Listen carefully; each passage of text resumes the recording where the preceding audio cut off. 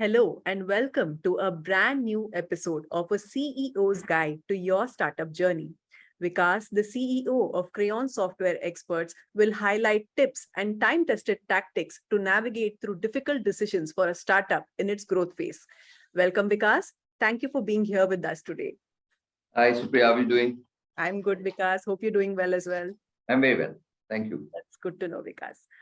So, Vikas, like I was saying, previously you have spoken about budgeting and resource management and setting up a robust infrastructure from a startup viewpoint. So now let's come to talent management. Your product is only as good as its execution, and the execution all boils down to the employees. So what would you say the approach of startup should be when it comes to hiring talent? Yeah.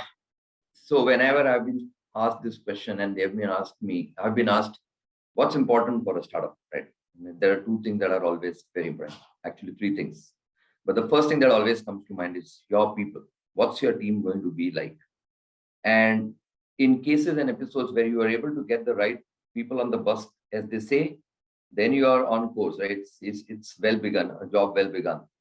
I have based now on my experience of having now started Crayon, and we've been fairly successful for 8 years. I look at it as two different vectors, right? One is my belief in the core team, and then you start to build the team which is at the field level, or the one who does all the work at the grassroots level.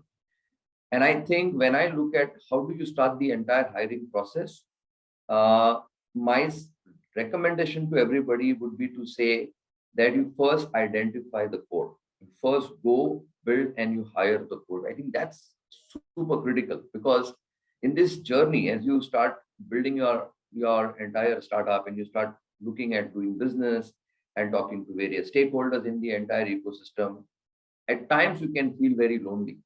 It becomes extremely difficult, and especially in today's environment, it's so frivolous that it's very difficult to hold on to people. Offers. We call it the Great Resignation, not for anything, right? People are getting offers which are 100% hikes. People are jumping jobs every 3 to 6 months, and if you want to manage this entirely on your own, it becomes extremely difficult. So focus on the core, your core members who will buy into your vision. You'll have a vision for an organization, what you really want to build within the country, what's going to be your vision statement, what segment are you going to address, what are you going to build over the years. And I think it's important to identify that core team that buys into your vision and says, yes, I agree to what you want to build, I agree to what you want to create, and we want to build this and then look forward in the years to come as the legacy that we have built in the years to come. For all of these team members, whilst the entire driving and motivation force is the drive to create something which they will leave behind as their legacy is important, but I think it's important that you create wealth generating opportunities for them, right? You say that if you can take this organization from where it is today to where it can go in the next few years, then along the journey, you will be able to create some wealth for yourself, which means that you are linking the wealth creation to performance. And that's important, because in addition to buying into your vision, it is also important that they perform well. And if they perform well, they get adequately rewarded. So that's as far as the core is concerned. So when the core is in place, now you start looking at your foot soldiers, across sales, HR, operations, finance, all the various functions that you will slowly develop as the startup builds up. And I think there, the first and the most important thing is be very open in your communication. When I was hiring for Crayon in the early years, I used to say, if you want to enter an organization where processes are not defined, where we are not in a perfect world, where everything will have to be built grounds up, and if you want to be part of that building up process, please come here. Okay. I did not sell them any beautiful dreams at that point in time. The only dream was the vision that we had for the organization that we want to create. And of course, I shared that with everybody, and you should also share that. But many a times they don't buy into that. But what they buy into is honesty. They buy into is, here is someone who is true to his word, and I can take him at his face value. He's not trying to sell you something which does not exist. So I think open communication of the environment that he is going to get it, or he or she is going to get into, is extremely critical and important, so that you know. Hire for attitude, hire for emotional stability. Look at things that go beyond compensation. Compensation is, of course, important, but look at, does he have the hunger to do well in a startup environment, where everything needs to get created, where you don't have processes, you may not have enough cash, you may not have customers, you may not have enough brand value, you may yourself not have any brand value, because the name tag that you carry, people don't even know it. And are you willing to have the resilience to fight through that phase? So that attitude is critical. So hire for that. Many a times you don't look at what experience is. You may have worked for many large organizations. Sometimes just the pure attitude that the individual has, I think that is super critical. Uh, Define simple KPIs, make life very easy. Don't complicate things when they come. Complication is something people don't like. So the KPIs, even when you define them, you meet them, say this is what you're supposed to do, this is what you may get measured on. Be clear. And again, this goes back to communication. Be absolutely clear. And then, of course, compensation. Okay. Of course, you can't be the best. It's difficult, right? There is no definition of best today. For any particular role, there is no thing called as a salary range anymore, right? So I don't know whether you can be the best, but please don't be the worst. At least be at the median in compensation, because at the end of the day, when people work, they need to be adequately compensated. So your wages need to reflect market realities as far as it is concerned. And so if you're able to do that, and then I will speak about culture. Culture is super critical. So in addition to doing all of this, you can build a good, solid culture. People are adequately compensated for what they are doing, and they're buying into a larger vision. Chances that you are able to have an organization which has a very steady inflow of talent who are going to stay within the organization for a longer period of time are pretty high. Vikas, it's great. I mean, you gave some really unique insights into hiring, and you mentioned about selling the dream, not the compensation. All those are really great pointers. But you also mentioned the great resignation and talent not sticking to the company. I'm sure you remember last month we spoke to a very prominent unicorn who said the same, that you can pay 2x, 3x times, but on the day of joining, they come and say that I'm not joining you. So is there any way that you can retain talent? I mean, so that your work is not impacted? Yeah, it's a extremely difficult proposition in today's times. I think there is no corporate, no small and medium organization, no large enterprise, no startup, nobody who can say that he can for sure say he's got the right compensation structures or all the right methods and methodologies that can ensure people retain. But there are certain things that you can do which have been successful in many years that we know of. I think the first is, of course, about building the right culture.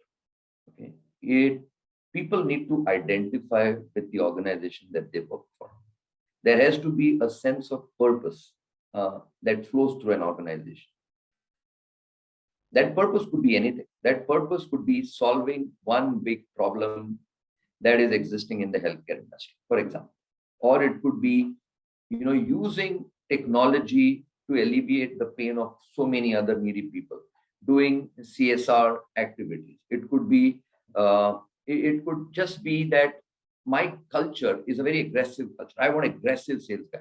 Or it could just be that my culture is more about respect. It's more about ethics, and we do not even tolerate people who are on the fringes.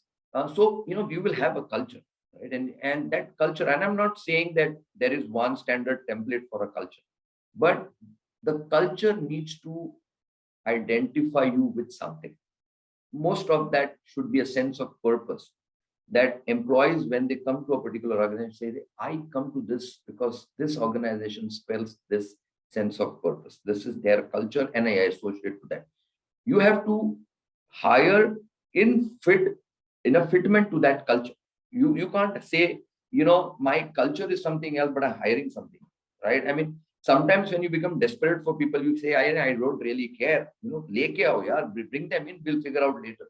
I don't think that works. I really don't think that works in today's time. In yesteryears, we used to we will stay the course, we will train ourselves, retrain our mind, we will reinvent ourselves. All that does not happen today, right? So I think look at where you are in terms of your culture, look at what you're hiring, let there be a proper fit for that. So that's one.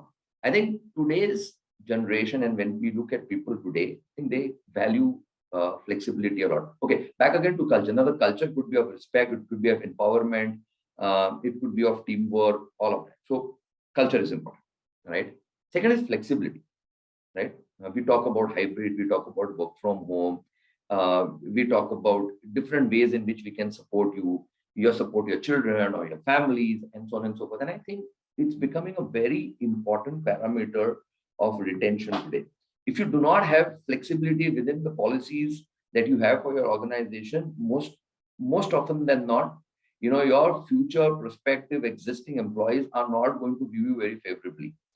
So build flexibility in everything that you do. In my mind, the most important facet of retention is staying invested in the careers of your people. And you need to have tools and processes into place that make sure that you walk the talk. Okay.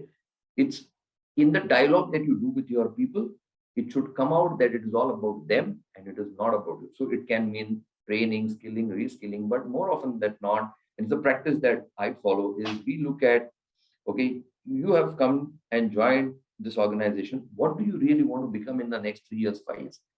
These days, people are very clear what they want to become. In our times, we would say, maybe we want another 10% hike in salary. It was not very clear. These days, people have very clear sense of purposes themselves individually. Okay, so if you want to go and become somebody in the next 3-5 years, what are your gaps? Behavioral gaps, competency gaps, functional gaps.